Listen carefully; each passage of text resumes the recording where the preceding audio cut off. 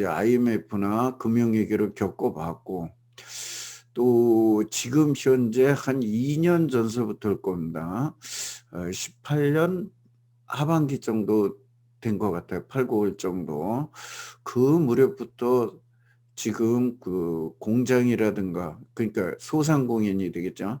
공장이라든가 이런 데에서 월세가 제대로 안 나오거나 임대 사업이 잘 안 되고 있었습니다. 그것이 19년도 지나서 20년도까지 그렇게 저렇게 왔는데 아마 코로나로 이렇게 간다 그러면 금년을 버틴다는 것은 거의 힘들지 않을까. 특히 소상공인도 그렇고 지금 그러니까 소상공인 위주가 되겠죠. 자영업자하고 이제 소상공인 위주 조그만 소규모 공장을 하시는 분들이 굉장히 어렵지 않을까 저는 이렇게 보고 있습니다. 그래서 지금 더더군다나 유동성 자금이 자꾸 많다 많다 하는데 전세 대출이나 우리 주택 대출, 신용 대출에서 거의 은행에서 빚을 얻어서 하는 자본이 더 많지 자기 자본이 그렇게 많지는 않은 것 같더라. 이번에 계양 신도시에 이제 보상이 나가는 걸 봐도 의외로 대출이 엄청나게 높습니다. 대출이 엄청나게 많아요. 그래서 그런 거를 보면서도 그렇다. 그 이제 이거는 일본의 그 잃어버린 30년 나올 적에 주가가 이렇게 올라갔다가 그다음에 땅값이 내려오고 이제 이런 상황인데요. 그때 당시에 지금 잃어버린 일본 하면 부동산만 폭락했다고 자꾸들 생각을 하고 있습니다. 부동산만 대폭락을 했다고. 부동산만 대폭락을 했다고 이야기들을 하는데 실제 주식은 더 반토막이 났어요. 실제 주식은. 그래서 이런 걸 봐더라도 그리고 주식보다 그 일본에서 봐도 그 우리 부동산이 후행을 하니까 그것도 한번 지켜보셔라. 이게 그 이후에 2020년까지 그 IMF 일본의 잃어버린 20년을 보면서 움직였던 겁니다. 그래서 이때 당시에도 보시면 여기 이 그림 보시면 아시지만 주식이 더 많이 빠졌고 부동산은 서서히 오랫동안 빠졌어요. 근데 그래서 에, 모두들 얘기할 때 일본에 잃어버린 뭐 20년, 30년 얘기를 하면 부동산만 빠졌다고 생각을 하고 있는데 실제적으로는 주식이 먼저 폭락을 하고 더 망가지면서 그다음에 부동산 시장이 죽어 들어가기 시작했다. 우리도 그동안에 움직이는 걸 보면 항상 그 부동산이 주식보다 약간 후행을 하고 있어요. 옛날에는 한 1년에서 2년 가까이 있었는데 최근에 와서는 뭐 한 6개월에서 1년 정도 사이로 굉장히 간극이 좁아졌습니다. 그래서 요새 주식 시장이 화랑이고 뭐 이렇게 하긴 하고 있습니다만은 주식이 그렇게 화랑으로 가고 있다가 어느 날 폭락을 한다고 그러면 또 어느 날 미끄러지기 시작한다 그러면 그 미끄러지는 폭만큼 부동산도 내려갈 것이라는 거를 예측을 하고 우리는 준비를 해야 될 것이라는 걸 이야기를 하려고 그러는 거예요. 제가 하는 거는. 그래서 주식이 예를 들어서 뭐 지금 3천까지 가다가 한 2천 정도까지 내려온다. 그러면은 한 30% 정도 빠지는 거죠. 그러면 부동산도 그렇게 빠지겠구나. 그러면 여기에서 간극을 보시면 아시겠지만 이 간극만큼의 부동산은 약간의 여유가 있으니까 약간 그때는 손절매를 하는 건 뭐냐.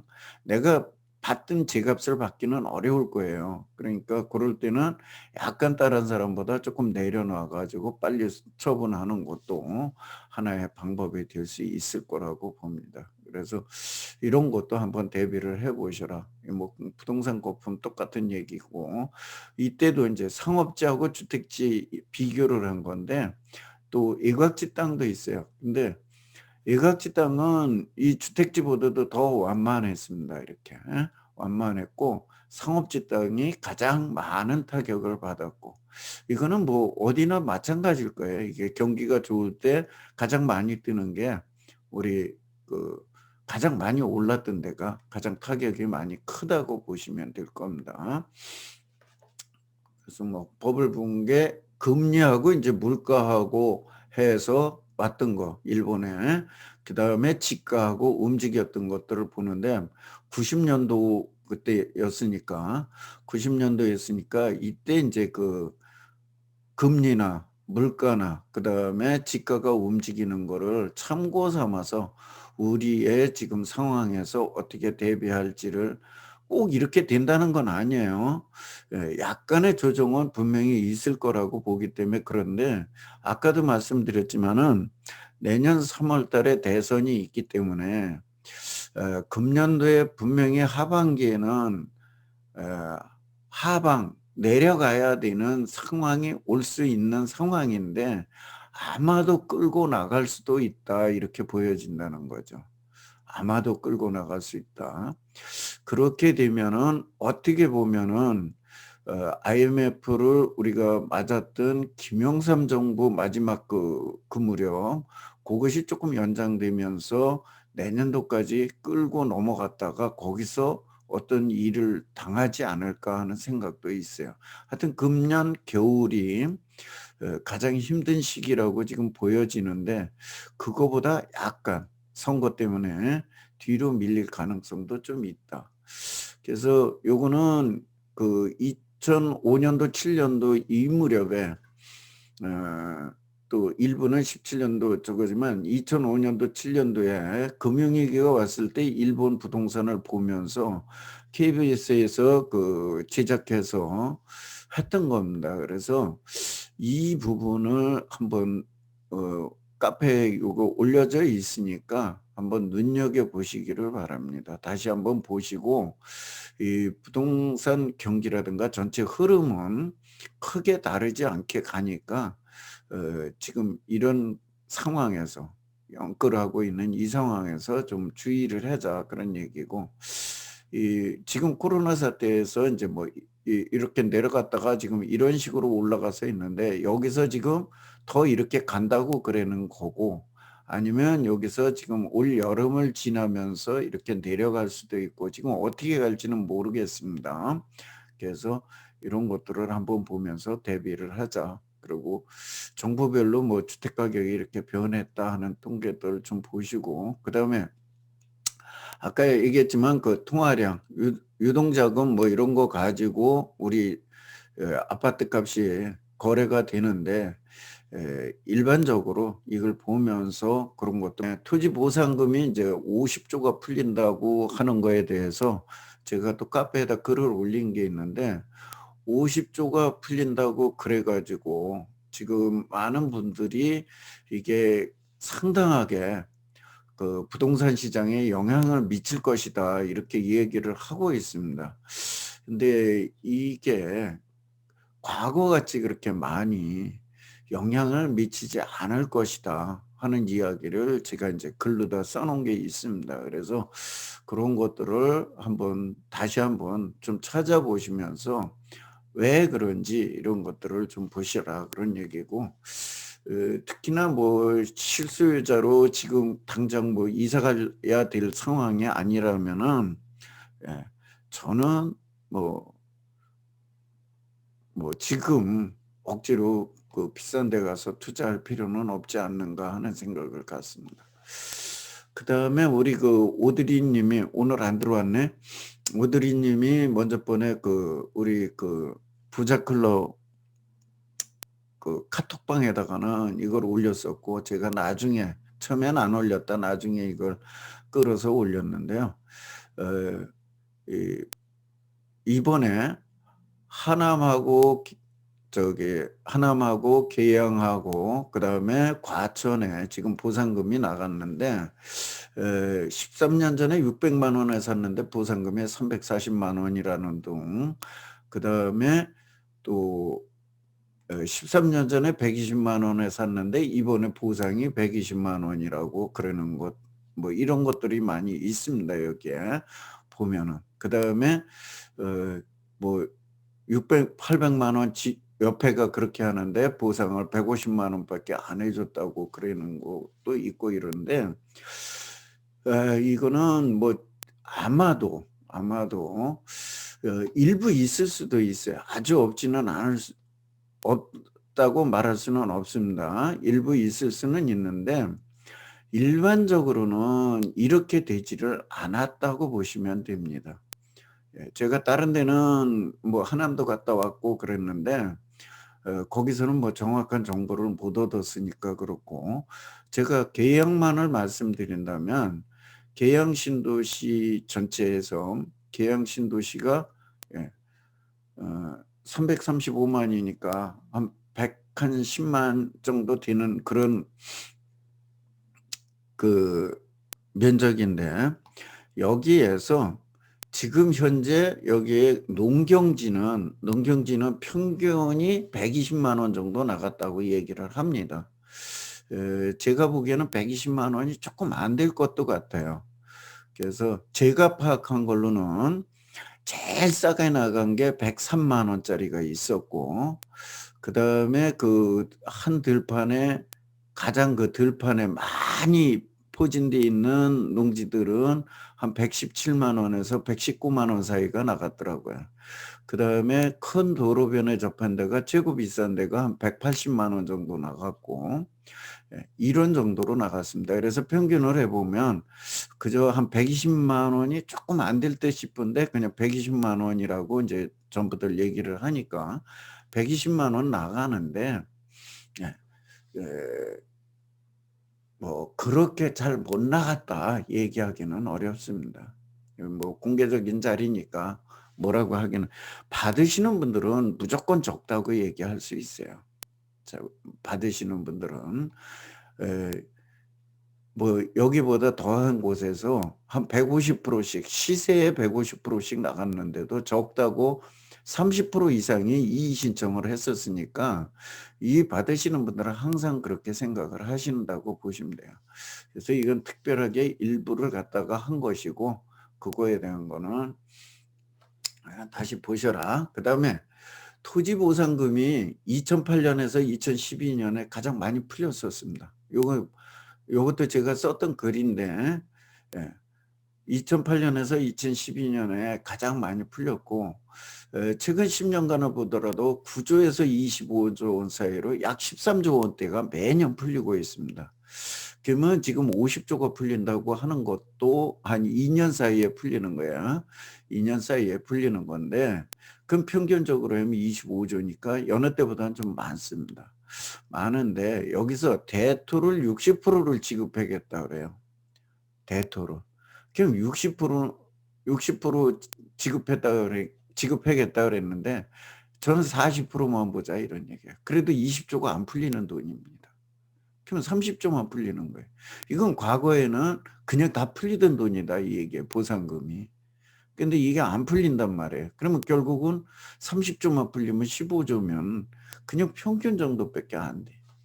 그다음에 문제가 뭐냐면 이 수용보상 지역에서는 양도소득세로 나가는, 세금으로 나가는 게 한 20에서 25% 정도가 나가버립니다. 그러면 이거 역시 그냥 정부로 들어가는 거죠.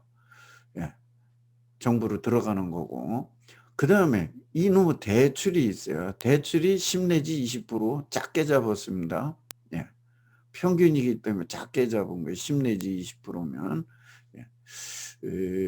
웬만큼 투자자들은 뭐 아예 오래 갖고 있는 분들은 없는 분들이 많은데 대출이 많이 있지만은 뭐 뒤늦게 들어갔거나 최근에 들어갔거나 이런 분들은 5, 60% 이상이 다 됩니다.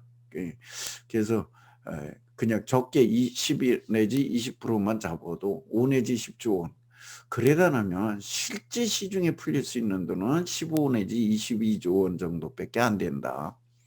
그러면 20조 원 미만이라는 얘기예요. 그걸 또 둘로 다 나누면 예, 결국 예년 평균만큼밖에 안 된다 이렇게 보시면 돼요.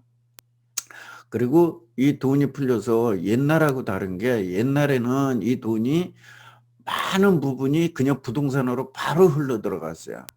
근데 지금은 부동산으로 바로 들어가지를 않고 일단 많이들 현금이나 이렇게 노인분들은 갖고 계시거나 자녀들한테 나눠 주거나 이렇게 중간에서 부서지는 게 많이 생깁니다. 그래서 실질적으로 부동산으로 와서 그렇게 많이 움직여 주지는 않는다. 그래서 제가 인제 이거를 한번 보여 드리려 그래요. 2008 년도서부터 2009 년도, 2010 년도, 11 년도, 12 년도 이때가 우리나라 부동산 시장이 여기에서 지가 이거 올라간 거는 이렇게 올라갔지만 실제 이때 당시에 2009년 말부터 2010 년, 11 년, 12 년, 13 년까지 그냥 폭넓게 잡아서 2010 년에서 2013 년까지 이 사이는 바닥을 기고 있었고 전 고점 대비해서 한 30% 이상 빠졌던 시기입니다. 전 고점 대비해서 30% 이상 부동산이 폭락을 했던 시기인데 보시다시피 보상금, 토지 보상금은 가장 많이 나갔던 시기예요. 그래서 이 토지 보상금이 주변에 영향을 그렇게 미치지는 않는다. 그다음에 이 밑에서 보시면 2010 15 년도부터 지금 19 년까지의 지가가 이렇게 올랐다고 그랬는데 자 2015 년부터 19 년까지 토지 보상금이 얼마나 풀렸냐 이런 얘기예요. 특히 18 년까지만 보세요. 평균 이하가 나갔어요. 그래서 토지 보상금이 그렇게 부동산 시장을 자극하고 부동산 시장에 어마어마한 폭발적인 영향을 미치고 이러지는 않는다. 오히려 전체적인 경기 내지는 부동산 경기의 흐름이 좌우를 하는 거지 보상금이 그렇게 좌우를 하지는 않으니까 너무 그 보상금 나와서 내가 지금 못할 거야. 나는 안 될 거야 하는 생각은 갖지 마셔라. 그래서 여기도 지금 평균으로 25조 원 정도를 이렇게 이제 잡고 있는데 지금 19 년도에 뭐 25조 원까지 안 나갔습니다. 10 몇 조 나갔고 이제 20년도 19년 20년도가 10 몇 조 나갔고 인제 20년도 말부터 21년도 지금 올해 21년도가 아마 가장 많이 나갈 것 같아요. 지금 하남 교산 과천을 비롯해서 여기가 지금 올 3 월하고 4 월까지 다 나가고 그다음에 나머지 신도시들이 지금 금년 하반기에 나갈 거기 때문에 금년도에는 좀 상당한 양이 나가긴 나갈 겁니다. 근데 대토로다가 많이 수용을 하니까 그걸 좀 보셔라 그런 얘기고. 기준지가 변동률인데 뭐 이건 크게 의미는 저는 갖지는 않습니다. 그다음에 공시지가하고 시세가격 반영률인데 사실 이것도 그렇게 맞지는 않아요. 예. 맞지는 않아요. 그래서 그 가격을 한번 보면서 우리가 이게 점점 인제 따라가고 있다 이렇게 보시면 돼요. 어쨌든 간에 연도별로 지가 변동률 역시 뭐 계속해서 올라가고 있는 거는 뭐 저거고 이 데이터가 대부분이 공시지가를 가지고 하다 나니까 공시지가가 많이 올라가서 그래요. 그다음에 4 분기 거가 아직 안 나왔었는데 엊그저께까지는 2020 년도 3 분기까지 지가 하고 토지 거래량을 지금 분기별로 다 이게 매 분기별로 발표를 하고 있으니까 요런 것도 하나의 참고로 보아 두시면 괜찮다. 그래서 거래량과 이런 것들이 어떻게 변해가는지 이런 것들도 한번 참고로 보시고 정의나 보시기 어려우면 카페에다가 제가 할 적에 웬만하면 갖다 놓으니까 하고 또 혹시 빨리 보시는 분이 있으면 빨리 보시는 분이 좀 봐 줬으면 좋겠고 그다음에 이 용도 지역별로 거래되는 것도 이렇게 해서 해 주니까 이런 자료들은 많이 보셔라.